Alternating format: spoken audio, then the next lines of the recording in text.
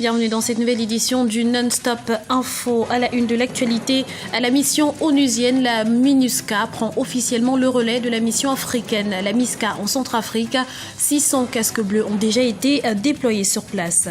Mobilisation générale contre Ebola. Plusieurs chefs d'État africains se sont réunis ce lundi à Sipopo, en Guinée équatoriale, pour une réponse commune face à l'ampleur de l'épidémie. Et puis, ils seront 30 athlètes à représenter le Burkina Faso aux Jeux Olympiques de Los Angeles en juillet 2015.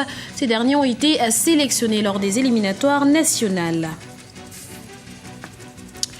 La MISCA passe le témoin à la MINUSCA. La mission de stabilisation des Nations Unies en Centrafrique a commencé à se déployer officiellement ce lundi en remplacement de la mission africaine de maintien de la paix, une résolution attendue de longue date.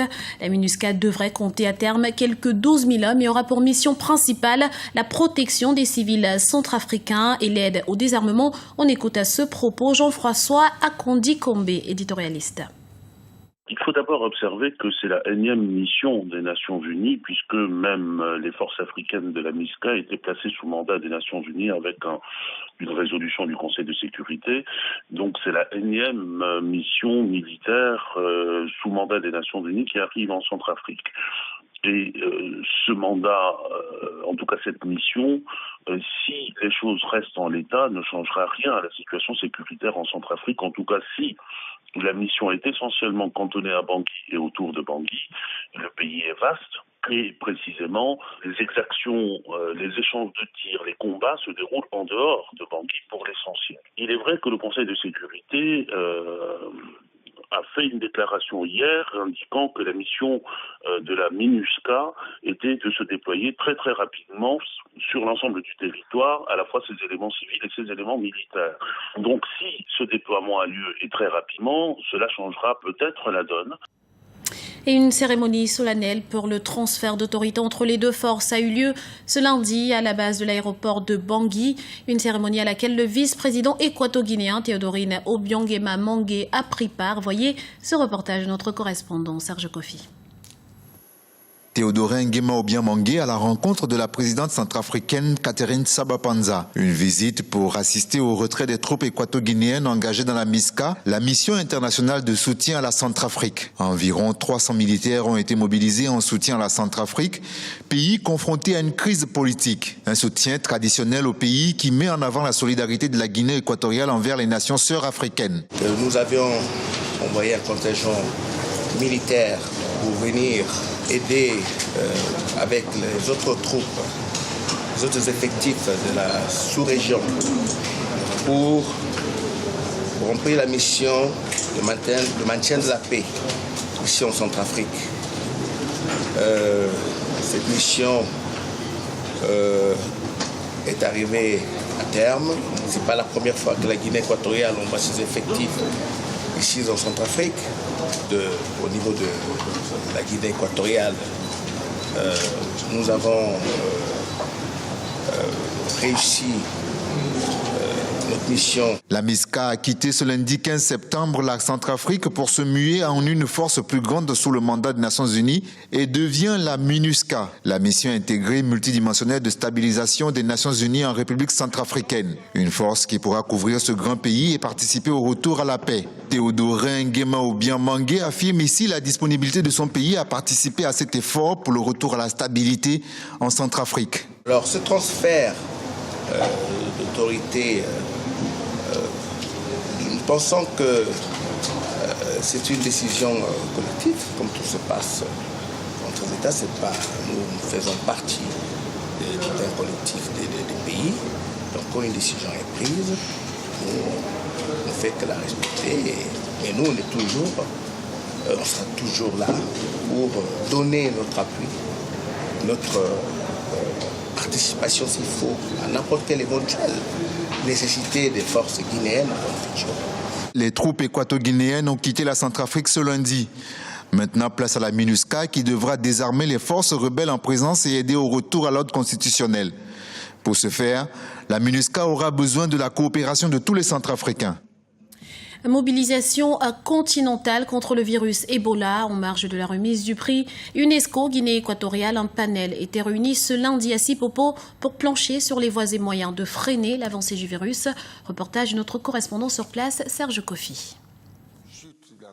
Intensification de la mobilisation dans la lutte contre Ebola. En marge de la remise du prix UNESCO Guinée équatoriale sur la recherche des sciences de la vie, ce lundi à Malabo, les chefs d'État présents au panel de discussion ont unanimement appelé à un réveil de tous afin de rattraper le temps perdu et de freiner l'avancée de la maladie. Selon le plan d'action préconisé par l'OMS, le gros du combat contre Ebola est financier. Il faudra pour venir à bout de cette maladie équiper le personnel de santé et financer la recherche et mettre un accent véritable sur la sensibilisation. Liant la parole aux actes, le chef de l'État équato-guinéen a annoncé une contribution de son pays. Le gouvernement de Guinée équatoriale met à la disposition de l'Organisation mondiale de la santé, l'OMS, à titre de donation, la somme de 2 millions de dollars de subventions au programme de lutte contre Ebola. Nous profitons de cette occasion pour mobiliser la communauté internationale aux États tant africains que du monde de donner la contribution pour rencontrer une solution définitive à cette crise. Mobiliser la communauté internationale. Les panélistes présents sont unanimes. Il faut isoler le virus Ebola, pas l'Afrique et les Africains. La mesure visant à fermer les frontières ici et là ne sont de l'avis de tous pas de solution efficace. Il est donc clair qu'à Malabo, le continent compte rattraper le temps précieux perdu dans la lutte contre le virus. Quand le problème a été annoncé par l'OMS, nous avons pris des décisions opérationnelles qui étaient tout à fait importantes. Nous avons isolé notre pays, comme tout le monde, vis-à-vis de la panique, mais rapidement on s'est rendu compte d'une chose, c'est qu'en voulant résoudre un problème, on a créé un autre problème. Tous les présidents ici présents se sont rendus compte que nous avons peut-être évité Ebola, mais nous avons créé une décroissance économique, peut-être même une récession dans certains pays. Donc je crois qu'il faut mutualiser les moyens. Il faut mutualiser les moyens et il faut encourager la recherche scientifique. Le virus Ebola a été découvert pour la première fois en 1976. Selon les experts de l'OMS, la pandémie est la plus importante et la plus sévère jamais enregistrée en 4 décennies. La rencontre des chefs d'État à Malabo est l'une des réponses favorables à la mobilisation globale et concrète du continent africain contre la propagation de la maladie. Le virus Ebola a causé, selon les derniers chiffres de l'OMS, plus de 2400 décès. Les meilleurs webmasters et designers congolais sont désormais connus. Ils ont été primés lors du concours Bantu Connect. Ces passionnés de nouvelles technologies ont de grandes ambitions et veulent inscrire le Congo au rang des nations qui se distinguent par leurs avancées technologiques. Notre correspondant au Congo, Prince Bafolo, est allé à leur rencontre. Voici son reportage. Ils ont moins de 30 ans et portent déjà l'étendard des nouvelles technologies du Congo. Ces jeunes ont séduit le jury lors d'un concours de design et de web organisé à Brazzaville. 36 candidats étaient en lice pour un concours qui a duré 2 mois. Répartis en équipes de 2 personnes, chaque équipe a défendu son travail, certains dans le domaine du design et d'autres dans le web. 16 parmi eux étaient retenus pour la grande finale. À 25 ans, titulaire d'un BTS en infographie, ce passionné d'informatique veut concrétiser son rêve. C'est un projet sur une boîte de multimédia, de création graphique, évidemment, sur ce que je fais. Le projet, il est là depuis 2011, mais depuis, nous sommes en manque de financement. Donc, je souhaiterais vraiment qu'après Bantu Contest, qu'on ait des ouvertures pour des éventuels financements et puis un soutien. Ce concours est une initiative du Bantu Hub, un incubateur de start-up, c'est-à-dire un espace qui favorise la création de nouvelles entreprises dans le domaine des nouvelles technologies de l'information et de la communication. Objectif de la compétition, dénicher et mettre en lumière le génie congolais. À 19 ans, avec un brevet des techniciens en informatique, le meilleur webmaster du Congo travaille déjà sur son propre réseau social. Ce n'est pas un réseau proprement dit africain, c'est international, mais il y aura également du contenu africain. Je peux faire allusion à la langue lingala, par exemple. J'essaierai également d'intégrer plusieurs autres langues africaines. Après le lingala, j'opte bien intégrer le kiswahili et pourquoi pas le wolof que j'aime très bien. La prochaine édition du Bantu Hub Contest se tiendra en 2015. Avec l'installation dès le mois d'octobre 2014 du Bantu Hub à Pointe-Noire, les organisateurs comptent intéresser les jeunes de la capitale économique afin de donner à l'ensemble des jeunes Congolais la possibilité d'exprimer leurs talents. Une trentaine d'athlètes représenteront le Burkina Faso en juillet 2015 aux États-Unis. Ils sont coureurs, footballeurs, cyclistes ou même judokas ont été retenus lors des Jeux nationaux de spécial olympique Burkina pour représenter le pays des hommes intègres. Reportage notre correspondant sur place, Wendiam Valentin Compaoré.